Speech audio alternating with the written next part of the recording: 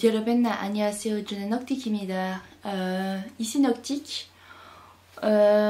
Ici c'est une vidéo, j'avais envie de partager ça avec vous sur les pervers narcissiques et les manipulateurs.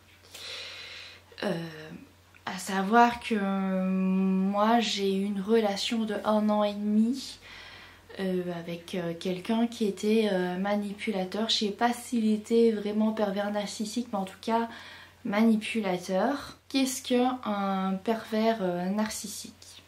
Donc ce que Google nous dit, c'est le terme pervers narcissique est très répandu de nos jours, mais est aussi assez fourre-tout.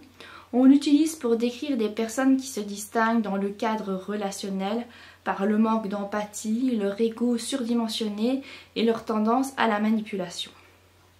Bien qu'il soit mixte, nous nous intéressons aujourd'hui à la manière dont les symptômes de la perversion narcissique s'expriment chez les hommes et aux causes derrière ces comportements. Donc en gros, c'est quelqu'un qui a un ego surdimensionné, qui n'a pas de compassion et qui manipule. Moi ici je vais vous parler de mon expérience en espérant que ça évite à certaines de tomber dans le piège. Donc voilà, mes potes et moi, mon ex on l'a surnommé cabinet en fait, à cause d'une anecdote. Il avait tendance à m'appeler chaque fois qu'il était aux toilettes. Il m'appelait en facecam quand il était aux toilettes. Donc c'est pour ça qu'on a décidé de surnommer comme ça. Donc je rencontre Cabinet le 5 mars 2022.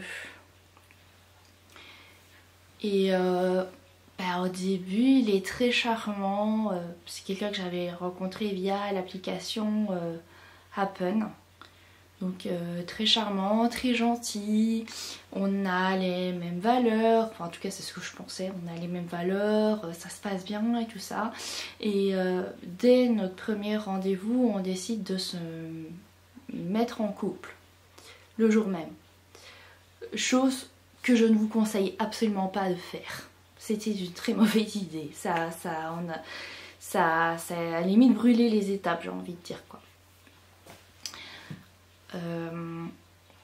Au début j'avais pas de réflexion ni sur ma façon d'habiller, ni sur ma façon de me maquiller, ni sur ma façon de vivre tout court en fait. Je n'avais aucune réflexion là-dessus au début. Tout se passait bien et au fur et à mesure que la relation avançait en fait, il y a des petits trucs qui sont venus comme ça de temps en temps. T'es trop maquillée, t'es pas assez maquillée, quand tu viens me voir, tu pourrais au moins faire l'effort de mettre une jupe ou une robe, faire l'effort de t'apprêter. Ah, ce pull-là il va pas, t'as l'air d'un sac à patates dedans. Voilà, plein des petits trucs comme ça tout le temps. Et vu que c'était pas tout en même temps, sur le moment même je m'en rendais pas compte en fait. J'encaissais le coup, ça me faisait pas forcément plaisir, j'encaissais le coup et limite je répondais en fait, parce que j'étais quelqu'un qui avait un big caractère et que j'étais pas du genre à me laisser faire quoi. Comme quoi pour vous dire que c'est pas forcément qu'on est faible, qu'on tombe sous l'emprise de quelqu'un qui est manipulateur comme ça en fait. On peut très bien avoir un big caractère au début, mais ces personnes là arrive à casser votre personnalité et par la manipulation vous faire perdre pied, on va dire ça comme ça. Y a des trucs qui ont commencé à me choquer. Je m'étais acheté un sac rose et j'étais contente quoi, donc je monte mon nouveau sac et tout, parce qu'en plus il venait à la maison je crois ce jour là ou quoi, et là il me dit ton sac déjà il est moche, ça fait vraiment le sac de pute quoi, le sac rose de pute quoi, donc franchement c'est moche et tout, je veux pas que tu prennes ce sac là quand t'es avec moi quoi. Donc voilà, ça s'était fait, du coup j'ai pas osé, j'ai jamais osé après sortir le sac, je crois que je me suis jamais baladée avec à cause de ça quoi. Et aussi avant j'habitais une maison. Et on décide assez rapidement de se mettre en ménage. Je sais plus pourquoi, je saurais plus vous donner les raisons du pourquoi. Et sauf que bah ça se passe pas bien en fait. Voilà, faut savoir que ma situation de l'époque et ma situation de maintenant était déjà la même, j'avais déjà pas beaucoup d'argent. Et donc forcément quand on n'a pas beaucoup d'argent, c'est pas au niveau des repas et tout, on sait pas faire des big repas, on va dire super équilibrés et tout, je dois dire, et on fait avec les moyens du bord. Donc lui, il travaillait, et donc je savais qu'il avait fini le travail, et j'étais en train de préparer le souper, et du coup je l'appelle pour lui dire, voilà, est-ce que tu préfères manger des pâtes, ou est-ce que tu préfères manger, je sais plus ce que c'était quoi. Et là il me dit, aucun des deux, je veux pas manger ça. Et je fais, tu veux manger quoi alors? Et il répond pas, il me dit je vais chez mes parents. Et ça me met la puce à l'oreille en fait. Et je lui dis tu vas chez tes parents parce que t'aimes pas ce que je te propose de manger, et du coup tu vas manger chez tes parents. Et il me dit bah oui c'est ça. Donc j'étais là ok, voilà, de nouveau on encaisse quoi. Dans ces cas-là on dit rien mais on encaisse, ça fait mal. En limite on perd confiance en soi, on se dit il a peut-être raison, en fait, c'est peut-être moi qui fais pas assez d'efforts ou machin, etc. Alors qu'en fait, c'est pas du tout le cas. Mais ces personnes-là arrivent tellement à nous faire culpabiliser de manière à ce qu'on se remette en question et qu'on se dise ah ouais, le problème il vient de moi. Ah, un autre truc, vu qu'on dormait souvent chez ses parents, vu qu'il était retourné vivre chez ses parents, je ronfle. Et le problème c'est que j'étais réveillée chaque fois dans ma nuit parce que chaque fois que je ronflais, il me secouait, il me disait ouais tu ronfles, j'arrive pas à dormir, moi demain je travaille, j'en ai marre et tout, à cause de toi je peux pas dormir convenablement et tout ça. Donc je vous laisse imaginer dans les 1h, 2h du matin quand vous vous faites réveiller comme ça, pour le temps que vous remettez toutes les quilles à leur place, bon voilà quoi. Et je lui dis mais pourquoi tu mets pas des bouchons d'oreilles? Et il me dit ah non, c'est pas à moi de mettre tes bouchons dans mes oreilles, c'est ton problème à toi, c'est à toi à trouver une solution. Et du coup j'ai fait mais j'y peux rien quoi, j'y peux rien si je ronfle. Il dit ah mais c'est pas mon problème. Donc du coup je me suis retrouvée à lire des trucs sur internet, à m'hydrater constamment et à me forcer à dormir sur le côté, à mettre des sprays dégueulasses dans ma gorge le soir qui sont censés ralentir la glotte et empêcher le ronflement, etc. Et malgré tout ça, ça changeait rien en fait. Donc je me faisais toujours rabrouer et tout ça. Et donc j'avais invité mes amis à la maison. Et donc il arrive, déjà il m'avait fait comprendre la veille qu'il était pas très chaud quoi. Donc les amis viennent à la maison, il arrive, il dit bonjour, et puis là rien, il s'assied et il pète pas un mot. Il fait pas l'effort de faire la bise à tout le monde. Il fait pas l'effort de s'intéresser à la vie de mes amis, à savoir qui ils sont, ce qu'ils font dans la vie, etc. Il s'y intéresse pas. Et après je dirais 10 bonnes minutes, il se casse et il monte dans la chambre. Moi j'étais très mal à l'aise parce que ça se faisait pas, ce qu'il faisait ça se faisait absolument pas, déjà de ça. Et vu que il était dans la chambre, il fallait que je lui monte les repas quoi. Il fallait que je lui monte le souper, tout ça. Et j'ai un pote de l'époque qui me dit ah mais t'es trop gentil, en plus tu lui montes à manger, il est pas capable de venir chercher ses trucs lui-même quoi. Là mes potes ils me disent clairement on n'aime pas son comportement en fait, on n'aime pas comme... Enfin voilà, c'est très impoli ce qu'il vient de faire et personnellement on cautionne pas ça quoi. J'en ai reparlé par la suite avec lui et là il m'a dit... je me dis comment est-ce qu'on peut sortir ça déjà, mais bon bref. Ah mais non, tes amis je les aime pas, c'est tous des cas sociaux, c'est des gens qui veulent pas travailler, machin etc. J'en ai rien à foutre de leur vie, ça m'intéresse pas, je veux pas des gens comme ça dans ma vie et voilà. Je tiens à rappeler qu'il n'a pas parlé avec ces personnes-là, donc il ne connaît rien de mes amis, il ne les connaît pas. Je fais c'est pas très juste, moi j'ai fait l'effort de rencontrer tes amis, de discuter avec, de m'intéresser à leur vie, de faire connaissance, machin, etc. Et toi tu veux pas le faire avec les miens, c'est pas très juste quoi. Il dit je m'en fous, c'est pas mon problème, voilà. Sauf qu'arrive un moment donné où j'en ai marre. Et je décide, dans ma tête c'était je vais rompre parce que ça me pourrit la vie. Ouais, on est une autre journée, désolée pour le bazar qu'on voit en arrière-plan, mais j'ai la flamme aujourd'hui, j'ai pas eu envie de ranger. En plus avec Maki qui fout des crasses partout, je dois passer l'aspirateur 2 fois par jour. Donc j'appelle mon père et je lui demande si c'est possible de mettre tous les affaires de cabinet dans sa voiture. Et que demain, est-ce que c'est possible demain matin de me conduire chez ses parents pour que je lui rende toutes ses affaires et que je lui dise que c'est fini.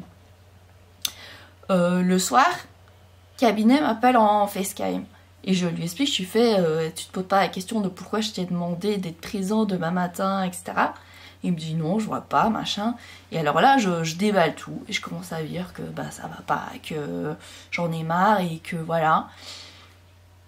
Et là, le gars arrive à retourner le truc à son avantage en fait. Et me fait comprendre que c'est moi le problème, machin, etc.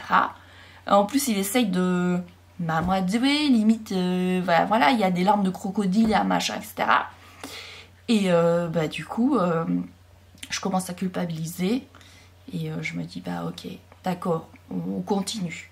Et grave erreur de ma part, j'aurais mieux fait de ce jour-là, j'aurais mieux fait de vraiment me barrer en fait. Donc, enfin voilà, si j'avais su, voilà. Enfin, donc voilà, mon calvaire a continué. Il a pas arrêté de tester ma jalousie, à me dire ouais t'es jalouse extrême et tout.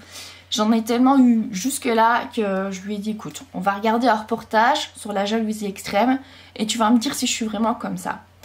Donc j'ai choisi l'émission C'est mon choix et à chaque fois j'arrêtais la vidéo et je lui disais est-ce que je suis comme ça? Et il me disait bah non t'es pas comme ça. Donc voilà, et quand on avait fini la vidéo je lui fais on est d'accord je suis pas jalouse extrême. Il me dit oui on est d'accord t'es pas jalouse extrême. Il a continué à tester ma jalousie. C'était fatigant quoi. On est en voiture, il voit une fille passer, il dit ah elle est jolie sa tresse, ah elle a des jolies fesses ou je sais plus, ou des jolis mollets, je sais plus ce qu'il avait tendance à dire. Et j'en ai parlé avec ma psy qui m'a dit bah écoutez il faut lui dire d'arrêter quoi. Et alors du coup bah j'en ai parlé avec lui, je lui ai dit il faut que t'arrêtes de tester ma jalousie, c'est fatigant. J'en ai marre quoi, Et malgré ça, bah, le gars il a continué à le faire quoi. C'est-à-dire qu'il n'a pas tenu compte de mes besoins et de ce que je lui demandais en fait. J'ai pas été écoutée à ce niveau-là. Je proposais de faire des trucs et bah lui il voulait pas les faire. Et 2 minutes après, bah il disait ah si on va le faire mais limite parce que ça vient de sa volonté en fait, il voulait bien le faire. En dehors de ça, il voulait pas quoi. Donc il vient me chercher pour passer le week-end avec lui chez ses parents et il dort toute la journée. Donc moi je suis comme une imbécile assise à côté de lui alors qu'il dort. Très mal à l'aise, je sais pas quoi faire quoi, enfin voilà. Donc c'était des trucs comme ça, j'étais négligée, faut dire ce qui est quoi. Dans notre début de relation, il prévenait pas quoi. C'est-à-dire que un jour, bah voilà, on partait en vadrouille. Et puis là, dans la voiture, il me dit ah en fait on va chercher mon chien chez mon ex. Et j'étais là what the fuck, qu'est-ce qui est en train de se passer quoi. Et je dis rien parce que je me retrouve sur le fait accompli et que voilà quoi. On arrive chez son ex, on va chez son ex, je vois qu'il prend le courrier dans la boîte aux lettres. Moi je suis là, qu'est-ce que tu fous quoi. Enfin il dit ah, c'est pour lui apporter nanana, ok. Il sonne, je comprends que son ex est pas au courant en fait, qu'il l'a pas prévenu, qu'il la prend elle aussi au dépourvu quoi. Elle lui dit écoute t'aurais pu prévenir quand même, enfin voilà c'est la moindre des choses.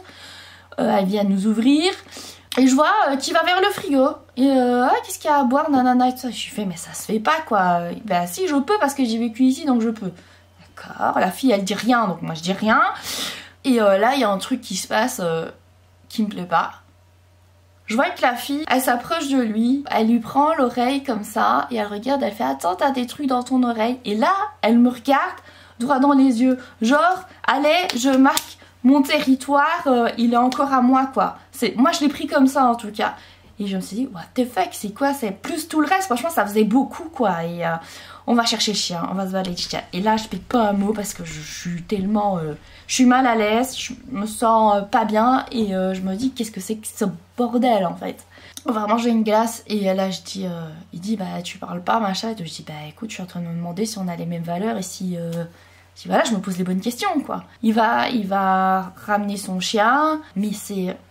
Il commence à taper la discute avec son ex et je me dis mais putain mais moi je suis là comme une conne à côté, ça se fait pas et si je m'avais plus écoutée à ces moments-là, je pense que j'aurais pas autant souffert que j'ai souffert avec lui en fait. Enfin voilà, j'avais l'impression que c'était jamais assez ce que je faisais, j'étais jamais assez bien, je faisais jamais les choses assez bien. Pendant les trajets en voiture, il testait mon intelligence en me posant des questions de table de calcul, combien font 4 x 4, etc. Ce bâtiment là c'est quoi et qu'est-ce qui passe au-dessus, nanana. Enfin tout le temps en train de tester mon intelligence et c'était hyper rabaissant. En plus quand je savais pas répondre il me disait mais t'es nulle. Mais je me sentais trop mal dans ces cas là, je me disais putain que j'étais une grosse merde en fait parce que j'étais pas capable de répondre en fait, alors que bah juste c'est pas normal. C'est comme si moi dans la voiture j'avais dit alors le radeau de la méduse c'est pas par qui et explique-moi la construction du tableau, etc. C'est comme si moi je suis posé ces questions là alors que lui il connaît rien en art en fait. C'est la même chose. Ce serait pas sympa. Quand j'ai recommencé à conduire, c'était avec lui. Bah de nouveau, je lui fais arrête de me crier dessus. Il fait non, je te crie pas dessus, nanana, etc. Et de nouveau, c'est pas écouté, ça passe à la trappe, machin, etc. Plus la relation avançait, plus je me sentais mal. Mais face aux autres, je sauvais les apparences, quoi. C'est-à-dire que bah, voilà, je faisais comme si tout allait bien alors qu'en fait intérieurement il y a plein de trucs qui m'allaient pas et que plus la relation avançait, le nombre de fois que j'ai appelé mes parents ou mon frère pendant les week-ends en pleurs parce qu'il avait fait ci, parce qu'il avait fait ça. Il y a aussi un soir, je lui dis écoute je suis fatiguée, j'aimerais bien dormir donc ne regarde pas de vidéos s'il te plaît, machin, etc. Parce qu'il a la TV dans sa chambre. Et là, bah non, il décide de regarder des vidéos YouTube, quoi, avec beaucoup de sons, etc. Et je lui dis, écoute, j'arrive pas à dormir, ça éclaire la moitié de la chambre et tout. Et il m'écoute pas, donc je suis obligée de me tourner de l'autre côté pour pas avoir la lumière. J'ai toujours le son et c'est très énervant. Et voilà. Ou il vient me chercher et il joue à la console. Un jeu où on sait jouer qu'en solo. Donc je ne sais pas participer. Donc je suis comme une imbécile en train de regarder. Quand on était avec des personnes extérieures, il était charmant, il était gentil, mais quand il était avec moi, il montrait tout un autre visage. J'étais arrivée à un stade où j'avais plus confiance en moi. J'avais plus plus d'affirmation de moi. Et limite, je faisais tout ce qu'il avait envie, en fait. Enfin, voilà, quoi,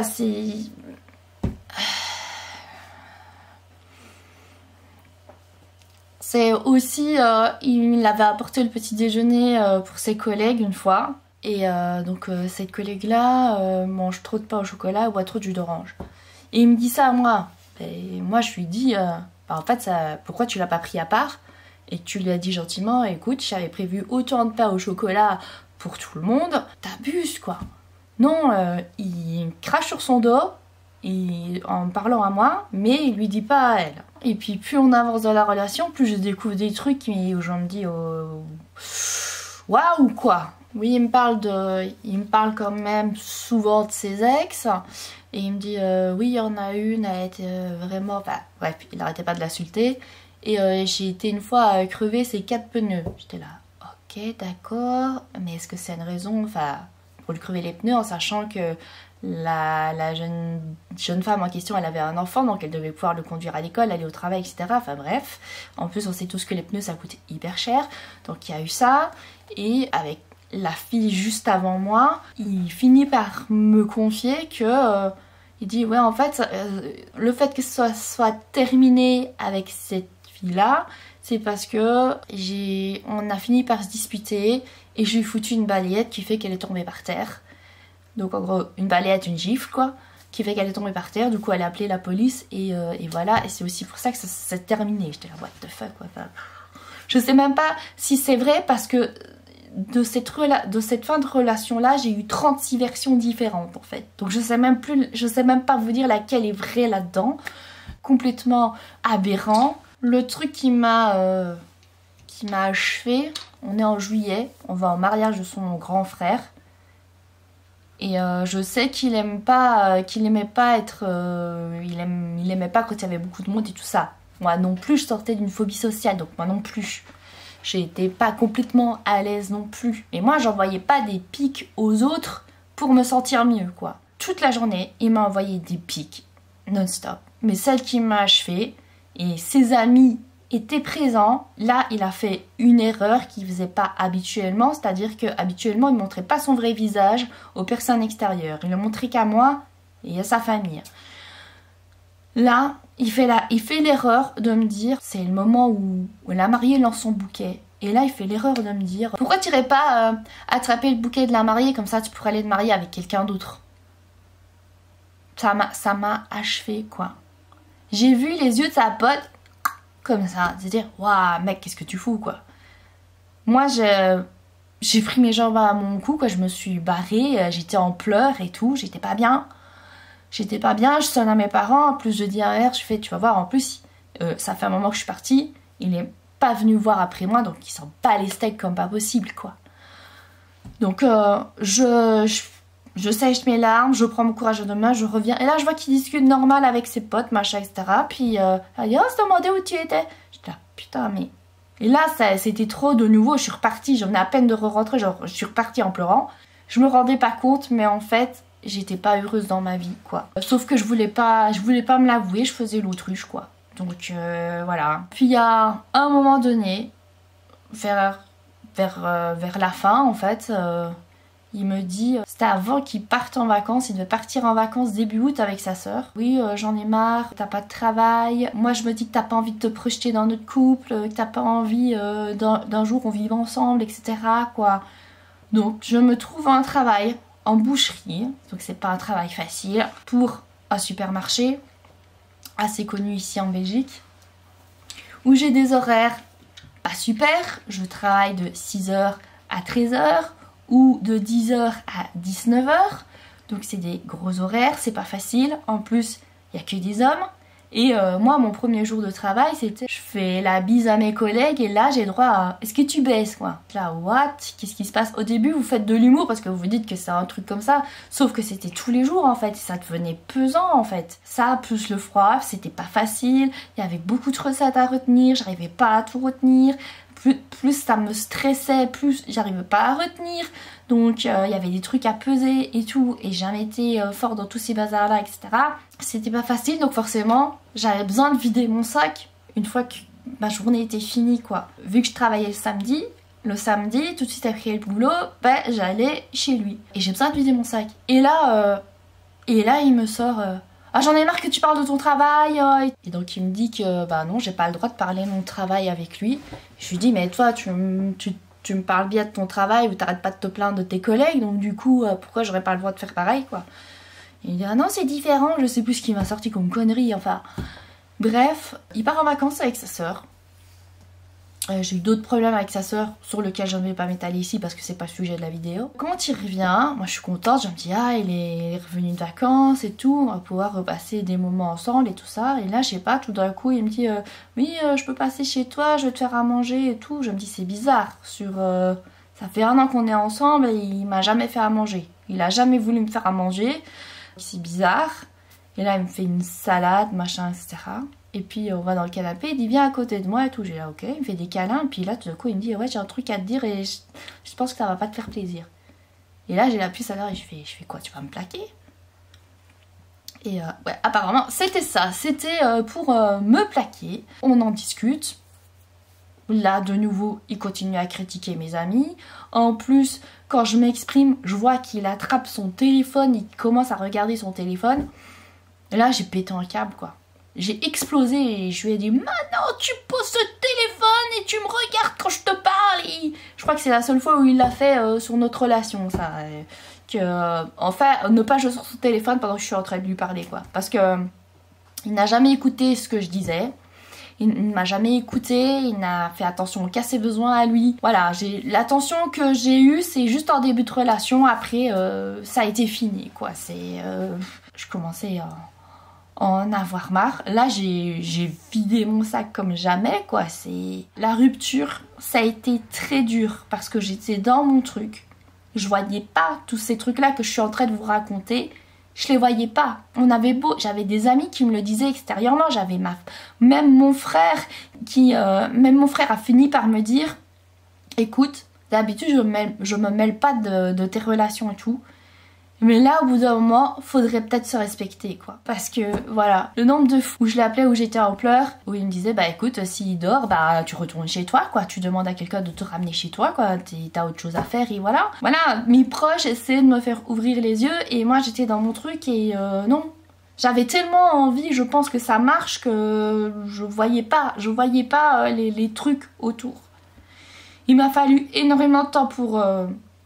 m'en remettre parce que je me suis rendu compte après cette rupture que j'avais plus de personnalité, j'avais plus confiance en moi, j'avais plus d'affirmation en moi, j'étais limite détruite, quoi. Par la suite, on a encore eu des conversations téléphoniques où là, je ne sais plus comment, je sais pas pourquoi c'était venu sur le tapis, on commence à parler des clodos dans la rue qui m'en dit, et là il me dit ouais, ces gens-là ils ont choisi leur situation, ils l'ont cherché, ils ont pas envie de s'en sortir, il y a assez d'aide sociale pour les aider, ils ont pas envie de s'en sortir et tout, machin.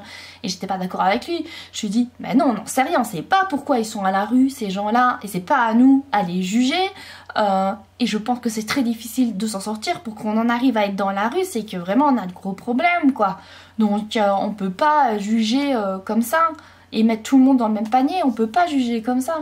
Et là, je me suis rendu compte qu'il n'y avait pas d'empathie en fait.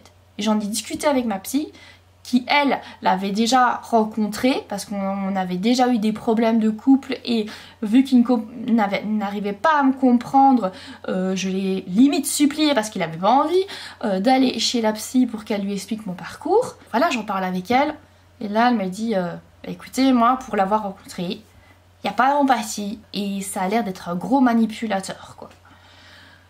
Donc je me dis, ça avait beaucoup quoi à digérer, machin. Et là, plus j'en discutais avec mes amis et tout ça, plus je me rendais compte de plein de choses en fait. Je me suis dit, il y a même un de mes potes qui m'a dit, mais attends, c'est pas un pervers narcissique, parce qu'il y a beaucoup de points communs avec un pervers narcissique. Je lui ai dit, écoute, je sais pas, ma psy m'a dit que c'était un manipulateur, mais enfin voilà, je me rends compte ici, après la relation, qu'il y a plein de trucs qui allaient pas et que j'étais vraiment malmenée, quoi. Et pour que mon frère me dise, allez, maintenant il faut se respecter, c'est que vraiment je me rends compte que je me pliais à tout ce qu'il voulait, à toutes ses décisions, à tout ce qu'il voulait. Il disait on va sortir là, même si j'avais pas envie, on allait sortir là. Il dormait toute la journée et moi je cherchais des occupations alors que j'aurais pu être chez moi à faire mes trucs. Bah non, je prenais sur moi et voilà quoi. Il y a eu plein de... J'ai pris un travail, j'ai eu une voiture, enfin... J'ai tout fait pour que cette relation elle marche et tout, à m'essouffler. Pour vous dire, j'étais tellement crevée que vu que je me remettais à conduire et que mon père était côté passager et que c'est moi qui conduisais, je me suis endormie au volant tellement j'étais au bout de ma vie, quoi. Et heureusement on n'est pas allé dans le fossé, mais c'est passé à ça d'aller dans le fossé, quoi. J'étais au bout de ma vie, j'en pouvais plus, j'étais épuisée sur tous les plans, physiquement et émotionnellement, j'étais épuisée, quoi. Et malgré ça, je gardais la face, j'essayais de blaguer, parce que moi, mon arme, quand je suis mal à l'aise ou que ça va pas, je blague. J'ai besoin de blaguer. Donc voilà, devant les autres, je blaguais, je faisais comme si ça allait, alors qu'en fait, ça allait pas du tout, quoi. Que je passais plus mon temps à pleurer qu'autre chose et que, enfin, voilà. Donc au final, la seule chose que je peux dire merci à cette personne-là, c'est merci de m'avoir plaqué, parce que je pense que je serai toujours dans ce cercle vicieux avec cette personne qui clairement n'en avait rien à faire de moi et qui, enfin voilà quoi. Pour vous dire, en début de relation, on s'est échangé des objets qui soi-disant étaient hyper importants pour nous. Lui, il m'a donné un poster de Final Fantasy XII, une affiche de concert qui soi-disant était hyper importante pour lui. Me dit apparemment elle est pas si importante que ça pour lui parce qu'il n'a pas voulu la récupérer, quoi. Donc voilà. Et moi je lui avais donné un bracelet que une femme bouddhiste m'avait donné quand je vivais en Corée, parce que je lui avais cédé ma place dans le métro et que je lui avais donné des petits pains, bien que je lui ai dit qu'il n'y avait pas besoin, mais elle a assisté et voilà. Donc vu qu'il portait beaucoup de bracelets, je lui fais comprendre, je te donne ça, c'est hyper important pour moi, j'y tiens énormément. Même pas une semaine après, le mec il m'avait paumé mon bracelet et quand on en a discuté, je lui fais mais cherche au moins après quoi. Il me dit mais c'est pas grave, c'est juste des perles, c'est même pas des perles en bois, c'est des perles en plastique. Je dis mais c'est pas là la question, c'est par rapport à ce qu'ils symbolisent. Vous voyez, c'est tout le temps des trucs comme ça où ses affaires c'était important mais mes affaires c'était pas important quoi. Donc enfin voilà, il y avait plein des trucs comme ça où ça allait pas et je me rends compte de plus en plus que c'était un gros manipulateur et que j'en ai fait les frais. Il a fallu énormément de temps et de volonté pour que je puisse m'en sortir et arriver à passer outre quoi. Donc nous voilà à la fin de cette vidéo. Merci à toi d'avoir regardé jusqu'au bout. N'hésite pas à lâcher un pouce bleu qui fait plaisir si la vidéo t'a plu. Tu peux t'abonner, c'est gratuit. Il te suffit de cocher la petite cloche qui te mettra en alerte sur toutes les prochaines vidéos que je posterai sur la chaîne. Tu peux me follow sur Twitch, rien de plus simple. Il te suffit d'appuyer sur le lien qui est dans la bannière de la page YouTube pour arriver sur ma page Twitch. Soit sur un live, si je suis en live à ce moment-là, soit sur ma page et fais-nous un petit coucou à l'occasion si le cœur t'en dit, tu seras toujours le bienvenu. Un grand merci à tous les choupis qui me soutiendront. Salut les choupis, à la prochaine.